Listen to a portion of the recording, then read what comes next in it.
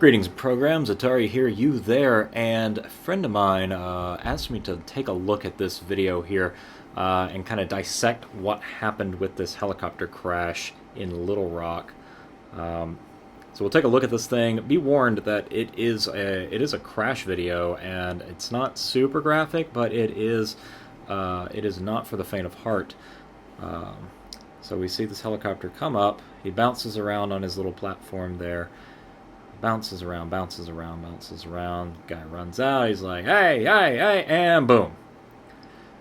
So, let's back it up a second. Let's back it up. All right, first off, let's start here. Let's take a look at the news reports here.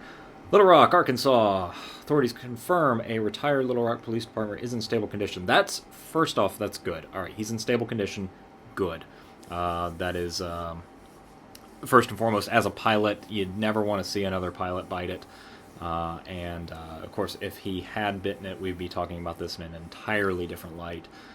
So our thoughts do go out to him, Bill Danio, from the Little Rock, Arkansas Police Department. Retired officer said a straight-line wind caused the helicopter undergoing a test run tip off the staging area where it was sitting. So that, to me, that's a little weird. I love how they call the propellers, and they're not propellers, they're rotors. But that, to me, is a little bit weird. Like, I want to, look at this, and... So, one, you've got a little bit of a tunnel here, but it doesn't seem like there's a lot of straight-line wind coming down. There's really no indications of any serious wind. You see the trees moving here in the background. You can see those moving a little bit, but that would be that's consistent with the downwash hitting the pavement here and just pushing back. It's a very confined area, so there really should not be any issue with straight line winds. And if anything, a straight line wind is not going to it's not really going to cause this backwards movement that we see here. But the first thing I notice is when it takes off, you notice before it even takes off, watch real closely, you see this little platform here is actually moving forward. So that to me tells me that it's not chocked like it should be. So he's pulling up on collective, he's pulling up, and he's pushing the rotor disc forward, as he should be doing. And that's, part of how you take off a helicopter into a hover. So it seems like he's pushing forward, and it's pulling the platform forward. That's not a straight line wind. If it were a straight line wind that caused this helicopter to tilt backwards, like they said, that would not tilt forward. The platform would not be going forward necessarily. What I'm thinking here is this platform is not chocked as it should be chocked, so that you have a stable platform for this thing to go off. This is first and foremost right here. This platform is not chocked. This should be chocked so that there is a stable platform from which to take off. He takes off. Newton's law kicks in. Newton's third law kicks in. He takes off. As you lift up on the collective, especially if it's a very light load in a 206, like this is, you're going to get a lot of nose up. You're going to get quite a bit of nose up, and it's going to tilt backwards. That's natural. That's going to happen. What happened, though, is as it tilts up, this little platform, starts rolling forward. And I believe what happened was, because it rolled forward, the pilot felt that it was, there was a skid stuck. It probably felt like there was a skid stuck, because it felt a little weird that it should be moving like it is and not moving up the way it should. So that's my first indication of a problem. So he treats it like it should be. He treats it like it could be a possible dynamic rollover situation with a stuck skid. So he's very cautious, and what happens is He picks it up, and then he tries to start putting the power back down. Tries to put the power back down. You see it right there, and he bounces. He's like, oh no. Oh dear. Gives it a bounce, and now he's panicked. Now we've got a panic situation, because now we've got a loose platform, and we have a helicopter that may possibly have a skid stuck. We don't know for certain. So he bounces, he gets it loose, he finds out he's loose. Okay, so that's fine. Even if that was a straight line wind, the corrective action should have been pushing forward on the cyclic. Should have been pushing the rotor disc forward in order to counteract that straight line wind. So a couple of things going wrong right there. Now he's finally got it up into a hover. Okay, he's in a hover. All right, good. All right, whoop, and no, he comes right back down. He's probably trying to take power back out, pushing down on the collective, take power back out, and see what's going on here. Bangs the equipment back here. I believe that's probably a searchlight. Bangs that down right there. Now you got a shutter. Now you've got something going up into the rotor disc, and here's the other thing. Here's the big thing that should have happened. Okay, so he yanks it back up, and now he's all over the place. Before we even get to this dynamic rollover, before we even get to that, we have this situation. If I can go like frame by frame, I think I can. There we go. We go frame by frame. So we're going in, and it just seems to me like all this could have been avoided if instead of panicking and yanking up on the collective, which I know, I've been there. It's your initial reaction is if you got trouble underneath you, you want to yank up, and that's the wrong thing to do. If you've got trouble underneath you and you don't know what's going on, I don't care if there is something underneath you. I don't care if there's a tug down there. Put the collective down. Take the power out. Take the lift out. Put it back down. I can't stress that enough. Put it back down. Put it down. Should have put it down. And now he's kind of all over the place. He opens the door here. Pilot opens the door to check out, look out, see what's going on. I'm not sure why. Probably maybe to see if he's cleared this, maybe to see if he's cleared the tug. But there's little indication as to why he did that. But he opens the door, he looks back, he flies where he looks, and he hooks the skid on the tug. That causes the dynamic rollover. There we go. Now look at this guy over here. Couple of other little things to take note. Look at this guy over here. He runs outside, and he said he's waving his arm down. He's saying, "Put it down, put it down, put it down, put it down."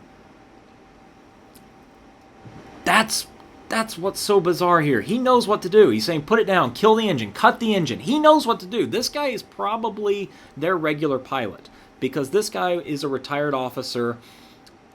I don't know. They said it was a test flight for new equipment. But it's bizarre. Without knowing the whole story, I can't pass judgment. I can't really say for certain who should have been in there, who should not have been in there. This guy probably should. If this guy is their regular pilot, he probably should have already been in there. He probably should have been in there with him, because that's what happens. But you see this guy. He comes out. He's panicked. He's saying, "Put it down, put it down." He's waving his arms. Kill it. Kill the engine. Auto rotate. Put it down. Chop the throttle, drop the collective, auto rotate the helicopter. If you're in trouble in a hover, auto rotate, because you are more likely to crash in a hover than you are in any other part of flight, any other phase of flight. You are more likely to crash in the hover. You're close to the ground, you're in ground effect, you've got all kinds of weird things going on. Even if there was that straight line wind that caught him earlier, he could have still put it down. Even if he got caught right there. Oh, push the nose forward and put the collective down.